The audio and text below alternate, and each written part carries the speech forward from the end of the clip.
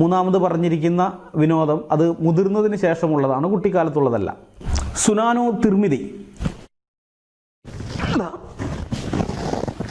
ഇതാണ് സുനാനു തിർമിദി.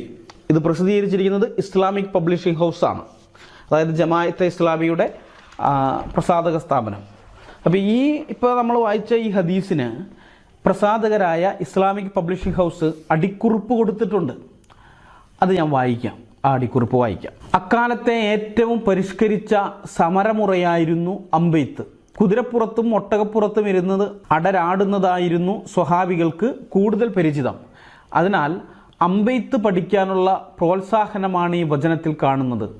ഓരോ കാലഘട്ടത്തിലെയും മുസ്ലിം സമൂഹം ഏറ്റവും നൂതനമായ ആയുധങ്ങൾ പരിശീലിക്കണമെന്നാണ് ഇതിൻ്റെ വിവക്ഷ. ഒരു ജനാധിപത്യ രാജ്യത്ത് പ്രസിദ്ധീകരിച്ച പുസ്തകത്തിനകത്താണ് ഈ പറഞ്ഞിരിക്കുന്നതെന്നുള്ള കാര്യം നിങ്ങൾ